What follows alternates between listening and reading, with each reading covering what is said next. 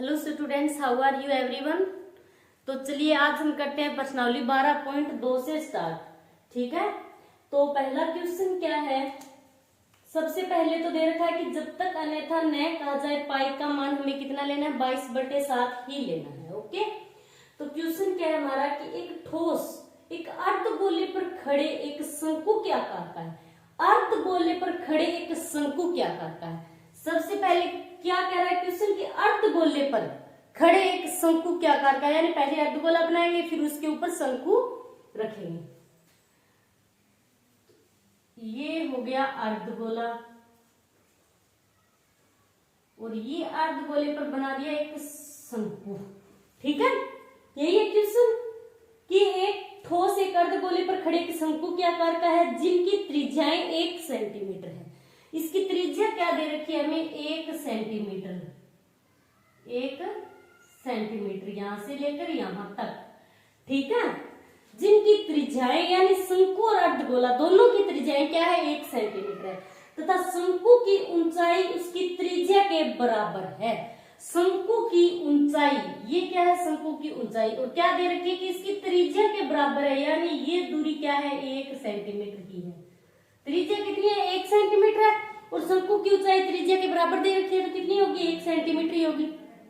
ठीक है, अब हमें ज्ञात क्या करना है कि इस ठोस का आयतन पाई के पदों में ज्ञात कीजिए। तो इसका आयतन निकालना है। ठीक है, इस ठोस का आयतन निकालेंगे तो एक तो इसमें अर्धगोला है, दूसरा क्या है, शंकु। तो एक अर्धगोले का आयतन और शंकु का आयतन, दोनों का आयतन निकालकर जोड़ देंगे। ठीक है, तो जो दे रखा है वो लिखते हैं। सबसे पहले क्या दे रखा है कि शंकु की त्रिज्या और अर्धगोले की त्रिज्या बराबर क्या आएगा, 1 सेंटीमीटर, दोनों की बराबर है। तो शंकु की व अर्धगोले की त्रिज्या बराबर क्या है, 1 सेंटीमीटर है और शंकु की ऊंचाई, शंकु की ऊंचाई यानी h बराबर कितना आएगा, 1 सेंटीमीटर। ठीक, अब हमें इस पूरे ठोस का आयतन निकालना है। ठीक है, तो इसका पूरे का आयतन निकालेंगे तो एक तो अर्धगोले का आयतन हो जाएगा, ठीक है, प्लस में शंकु का आयतन, दोनों का आयतन जोड़ देंगे। तो चलिए, ठोस का आयतन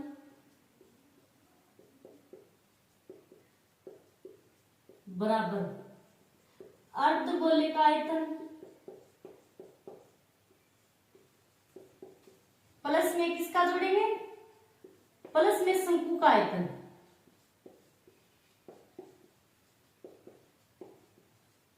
ओके, तो अर्धगोले का आयतन निकालते हैं तो उसके लिए फॉर्मूला क्या होता है, जानते होंगे आप लोग। फॉर्मूले आपको याद होने चाहिए, 2/3 पाई आर की क्यूब होता है प्लस में शंकु का आयतन। शंकु का आयतन निकालने के लिए फॉर्मूला क्या होता है, 1/3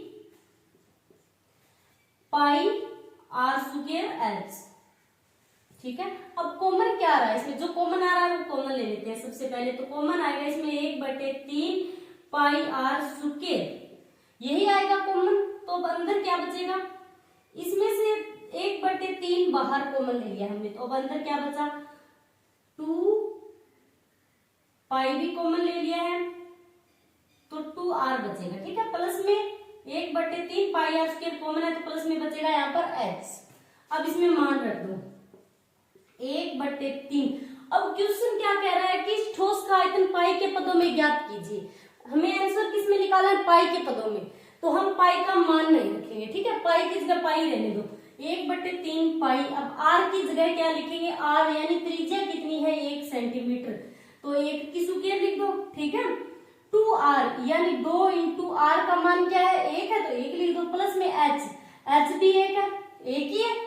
ठीक है, तो ये कितना हो गया, 1/3 पाई, 1 की स्क्वायर है। ठीक है, 1 की स्क्वायर का मतलब क्या हुआ, 1, आप चाहो तो लिख सकते हो 1 × 1, तो क्या आएगा, 1 ही आएगा, और पाई को 1 से मल्टीप्लाई कराएंगे तो फिर क्या आएगा, पाई ही आएगा।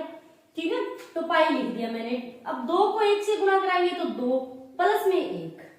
ठीक है, अब 1/3 कोष्टक में 2 + 1 है, इनको जोड़ दो, कितने हो गए 3, तो इंटू में 3 लिख सकते हैं हम, ठीक है। अब इसको गुणा कराएंगे तो क्या आएगा 3/3 पाई, यही आएगा। तो 3 से 3 कैंसिल हो गया, बचा क्या पाई। तो अब लिख दो आप,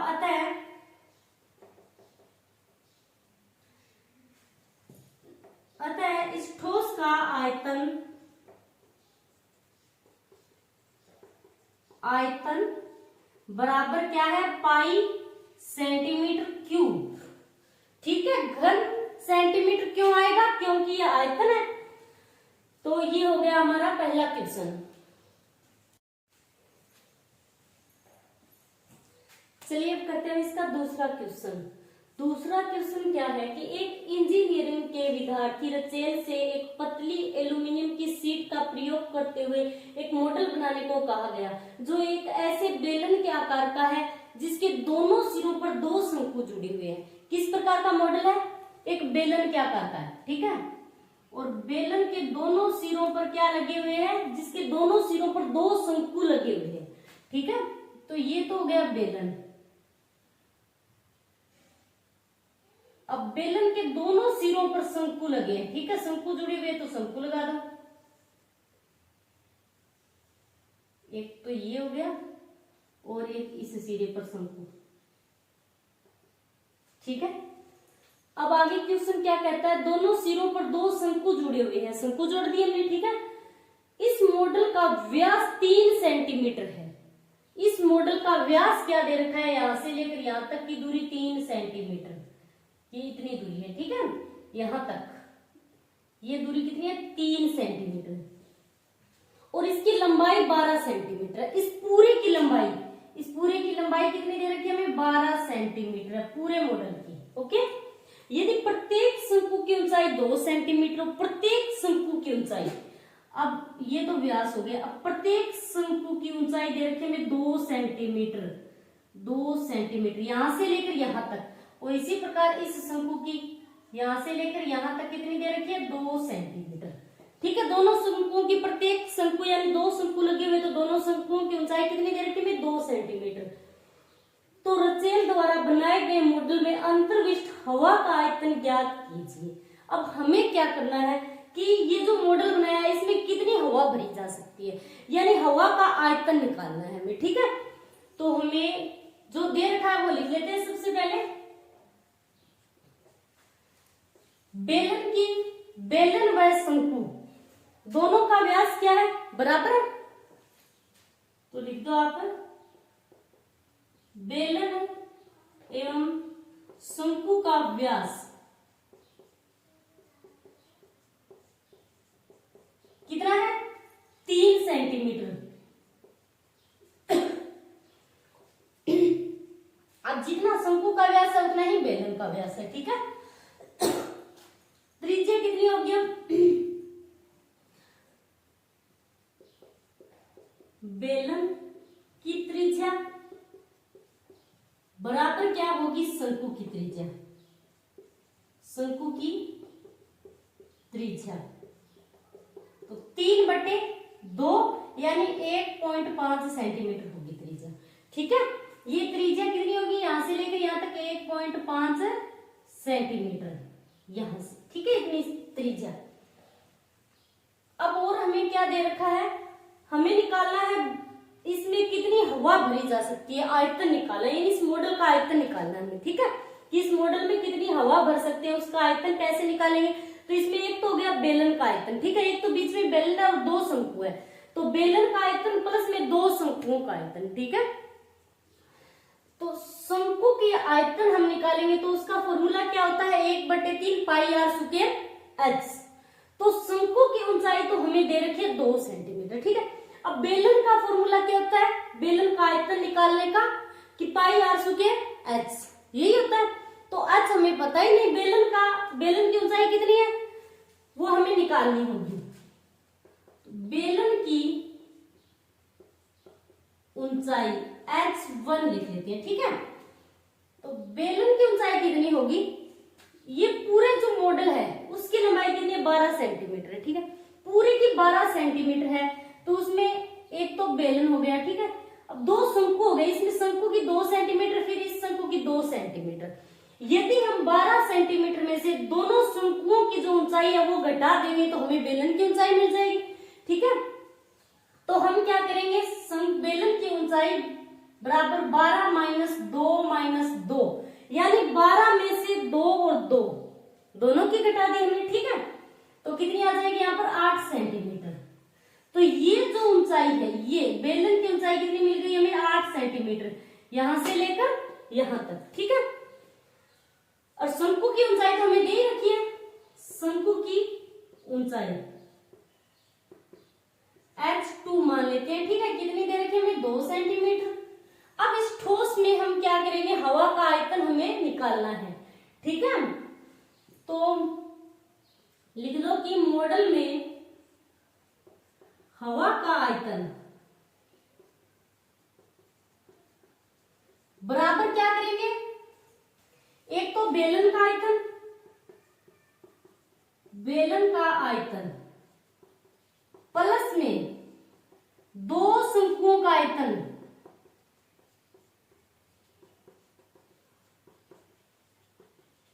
यही होगा। 2 शंकु है, दोनों सिरों पर लगे हुए, तो 2 शंकुओं का आयतन हो जाएगा। और बेलन का आयतन यदि निकालना तो उसके लिए फॉर्मूला क्या होता है, पाई आर स्क्वायर एच प्लस 2 शंकुओं का आयतन, तो 2 इंटू शंकु के आयतन का फॉर्मूला क्या होता है, 1/3 पाई आर स्क्वायर एच। ठीक है, अब बेलन का आयतन में एच को हमने h1 माना है। ठीक है, और इसको h2 मान लेते हैं। शंकु के आयतन, शंकु के आयतन में ये जो ऊंचाई है शंकु की कितनी, h2 मान लेते हैं। इसको कॉमन क्या आ रहा है, इसमें कॉमन आ रहा है पाई आर स्क्वायर, तो पाई आर स्क्वायर हम कॉमन ले लेते हैं। ठीक है, तो अंदर क्या बचेगा, एक तो h1 plus 2/3 pi r square common है h2, यही बचेगा। अब इसमें मान रख दो, तो पाई का मान क्या है, 22/7 इंटू में आर स्क्वायर, तो आर कितना है, त्रिज्या 1.5, तो 1.5 की स्क्वायर। ओके, अब h1 यानी बेलन की ऊंचाई को हमने h1 माना है, तो वो कितनी है, 8, तो 8 प्लस 2/3 इंटू में h2 हमने माना है शंकु की ऊंचाई को, तो कितनी है, 2, तो 2 लिख दो। अब जो कट रहा है वो आप काट सकते हो। ठीक है,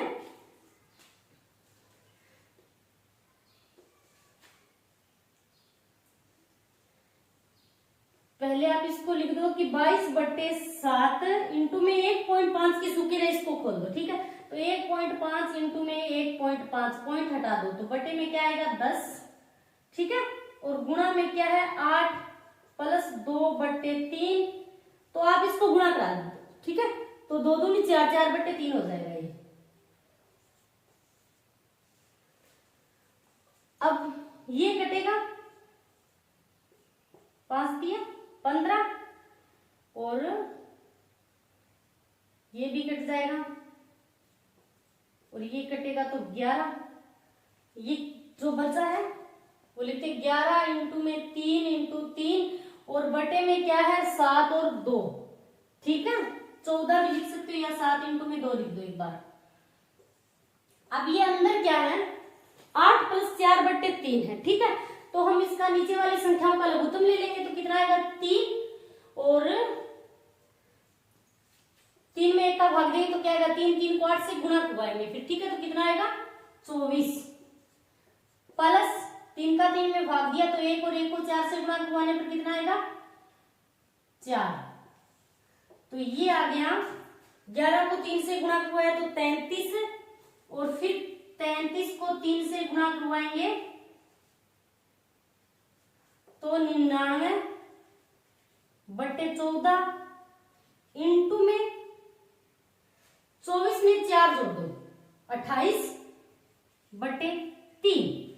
ओके, अब जो कट रहा है वो काट दो।